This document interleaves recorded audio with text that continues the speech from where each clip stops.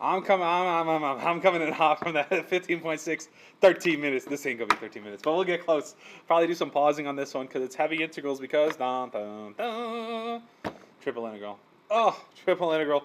Like the only visual explanation I really want to give here is that if I took some cube out of this guy, a poorly drawn Mr. P calculus cube, look at this beautiful guy. When I bring him over, this little guy in all of his wonder and glory, terribly drawn. His dimensions are delta x, delta y, delta z, and really that when I multiply delta x times delta y times delta z, I'm gonna get dv, and that's about like not dv, delta v. And as we know, as we move towards the infinitesimal, as these values get smaller and smaller and smaller, these are great approximators for each other. So we use them interchangeably in this context. And yes, Fubini's theorem, we can Fubini the meanie here and flip these bounds as needed. Speaking of flipping, I had to make sure I fixed an example on the back of this thing. All right, folks, it's not rocket science, but it's not fun. Like, I enjoy these because I like calculus. You might enjoy these a little bit less because you might not enjoy calculus as much as I truly love calculus. Again, because the way these are multiplying, I don't foresee any huge issues. I'll get the z out of the way first, but I think you could do this in basically any way. Again, the more complicated your integrals get, the more I want to label those bounds x, y, z, dz, dy, dx, because that's the order I wrote them in, and go. 1/3 xyz cubed evaluated from 0 to 3 dy dx. Keep carrying my differentials. 27 over 3 is 9xy. Sweet. Just got a lot easier. Now we're back. I mean, we're back in all the lessons before. That's the only new thing today. Or so they say. That's the only new thing today, or so they say. So, here we go. Another round down, 0 to 1, 9/2, xy squared, evaluated from -1 to 2. Maybe the only one I would have maybe rather put outside the x, but it's going to work out, I promise you. 9/2 times 4 is 18x minus 9/2 times +1 is 9/2 x. dx. Do a little simplify here if I really need to. Yeah, I'm second guessing myself on my key, I'm sorry.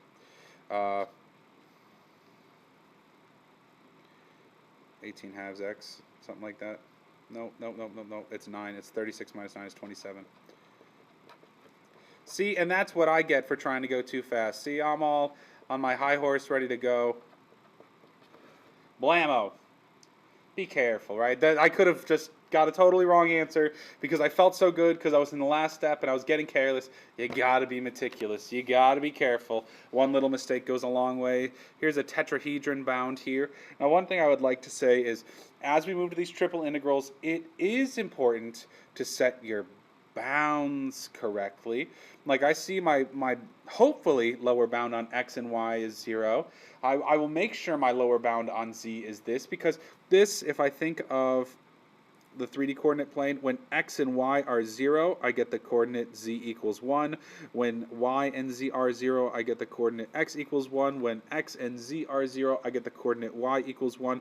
So I have this kind of triangular cutting plane that comes through and slices at all those coordinates, 1, 0, 0, 0, 0, 1, and 0, 1, 0. Okay, so that's kind of that slice. So I know my z is locked in there. But I do need to make this a function of z, 1 minus x minus y. I trust that you can do that. Now, we need to think about...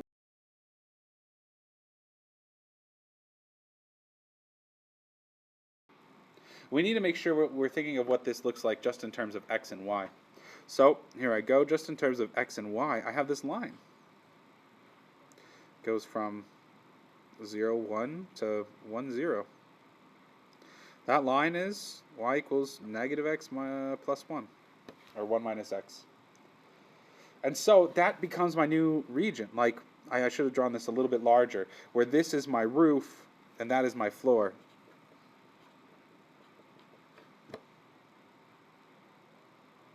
And then for x, that final one, remember, cannot be between two functions. Has to be between two constants, or else I won't get a constant out of it. And I write it all down.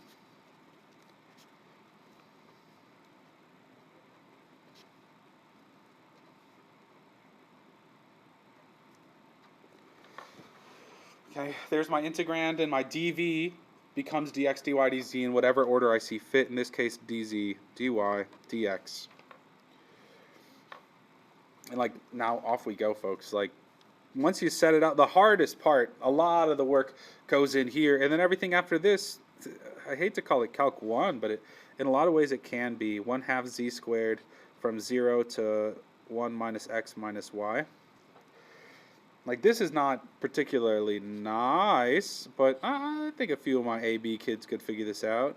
1/2 1 minus x minus y squared. Okay, now I have my dy dx. Well, actually, because this is like a linear and a square, like, this is no different than something like this. So I could anti-power rule it. That's what I think. Because the 3 would come down, the chain would take out the negative, and I would end up down here. So that's the strategy on that one, right? If I can remember that's a constant, I can do this kind of mental substitution to stay away from having to distribute this 2 by 3 squared, yuck, yuck, yuck. 1/2 times negative 1/3 1 minus x minus y cubed from 0 to 1 minus x dx. We're going to make it, folks, because it's going to be 1 minus x minus 1 minus x. So my first term actually gets zeroed out. Can you believe it? 1 minus x minus y, which is 1 minus x. It becomes nothing. And so I have that negative 1/6 leading the way. But then when I plug in the 0 for the bound, I'm just going to get 1 minus x cubed. Guess what? We're going to anti-power rule this thing too. Negative 1/6 times negative 1/4, or 1 minus x to the 4th evaluated from 0 to 1. And heck, I'll have the same thing happen with my bounds again. 1/24. This is going to plug in and make 0. This is going to plug in and make 1. So I think my answer is 1/24. Final answer. Yeah. I feel like there's a floating negative here that I didn't quite work out. It might be negative 1/24. Pause. I think my answer has to be positive. If I think about what this is, I'm adding up all the z values across this volume, across this range. And when I'm adding up, in some ways, adding up all those z values, I should end up with a positive value.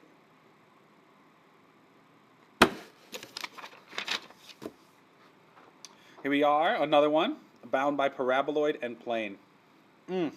This might be my favorite example for the whole time I'm gone. Because do you see what I see? X squared plus z squared. That is a cylinder along the y-axis. And it stops at 4. So I see that kind of the same thing we did on the other one, where, let me relabel my axes, x and z. Where when y is 0, I have this point 0, 0, 0. But when y is 4, I have this nice, beautiful r equals 2 circle. So I'm able to do a polar sub here, but I need to be careful. When I do this polar sub, it's a bit of a cylindrical sub, but don't mind that. I need to define all the things. If I'm going to do something weird like this, I got to say x is r cos theta, z is r sine theta. because it acts as y, so I'm going to define it as y is. And x squared plus z, I already caught myself, s squared plus z squared is r squared. And so now I head over here.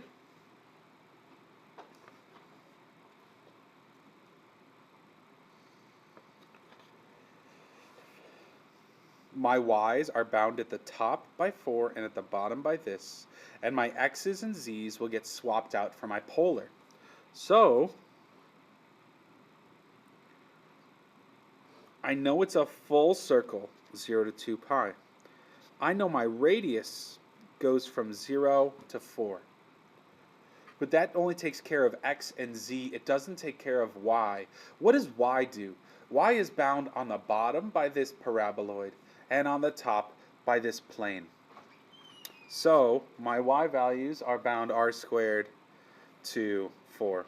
What's up? That's what I get for Patterson barging in. So we have our bound set.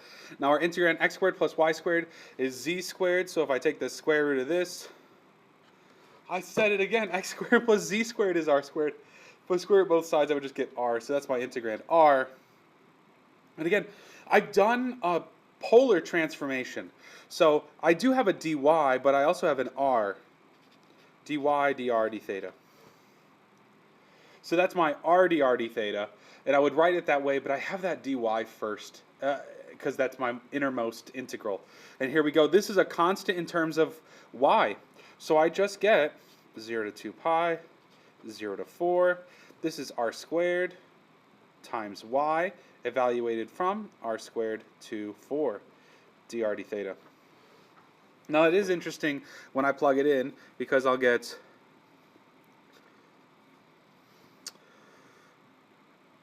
4r squared minus r to the 4th, dr d theta.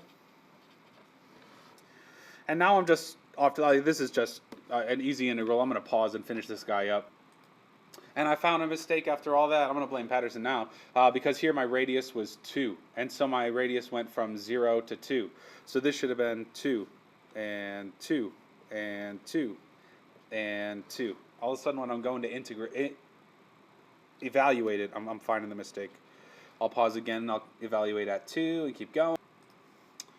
Here's a nice little move I want to show off. This is going to be 5 times 32 over 15 minus 3 times 32 over 15 is going to make 64 over 15 d theta. What a move! Oh my gosh. 128 pi over 15. I don't know how you want to do that. I believe in us to calculus that last step. We've done enough of these at this point. I'm sure you know what's going on. Hey, a good question. When is super mega hyper 4D space measurement equal to our 3D space measurement? Just like we did length, width, height is equal to length times width when height was equal to 1. Here, I'm going to have when is x, y, z equal to w, x, y, z? Well, obviously, when this fourth dimensional measure is 1.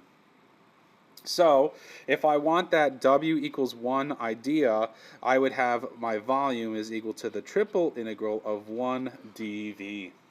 So if I want to find the volume of this tetrahedron bound by these things, I'm going to integrate 1 dv, and my bounds are just set from this thing. Now let's talk about setting our bounds once again.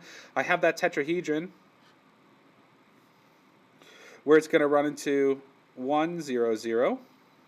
It's going to run into, 2, 0, 0. It's going to run into 0, 1, 0, and 0, 0, 2. So a little bit different here as this thing cuts up and through.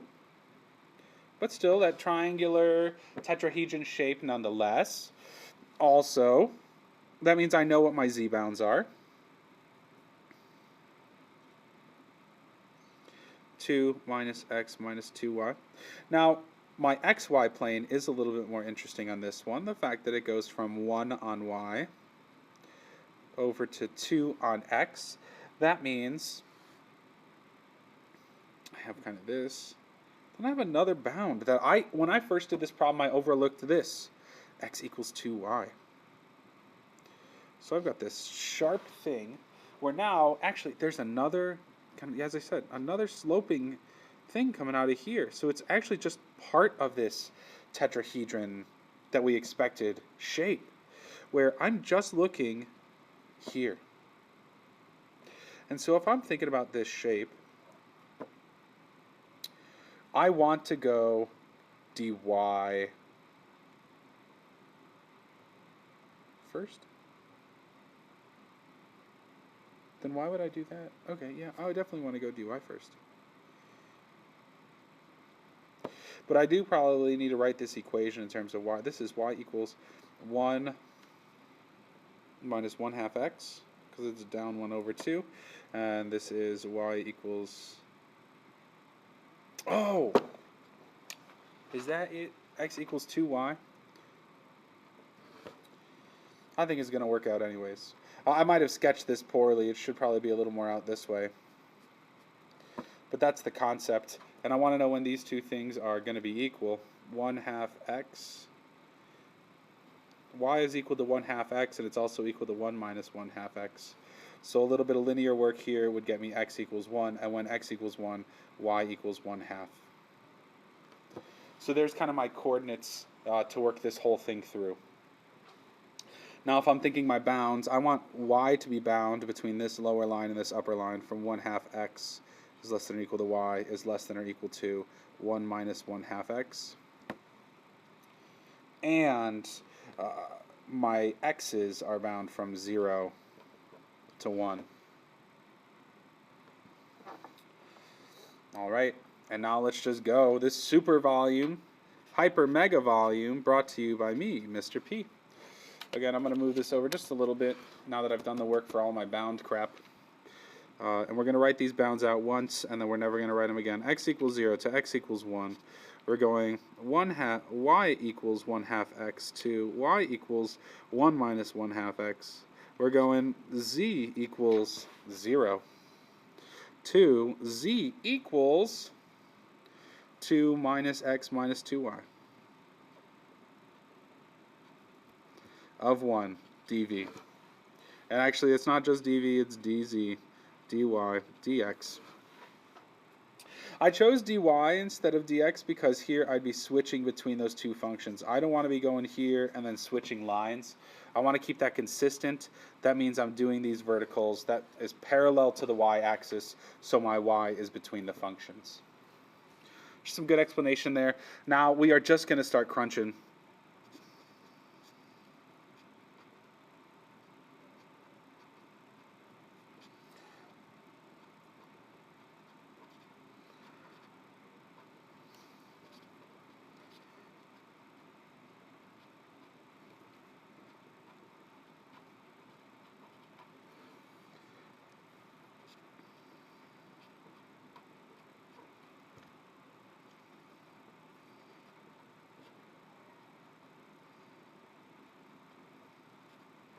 This is where it gets fun, folks. This is where we're going to hit pause for the sake of simplification. As I go and plug in these bounds to y, it is going to get messy.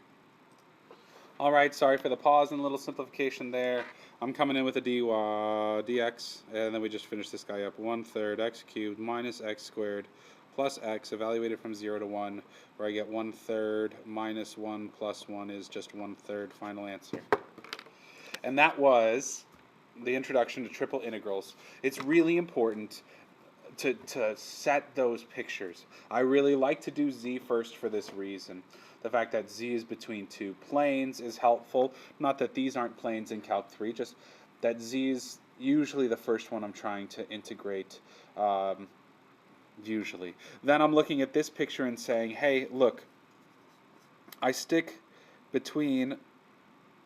do not stick between the same two functions when I go this way. At some point I flip between function 1 and function 2. So let's stay with the vertical dy stripes first. Follow it with that function, with the constant dx terms. Good luck out there. Happy triple integrating.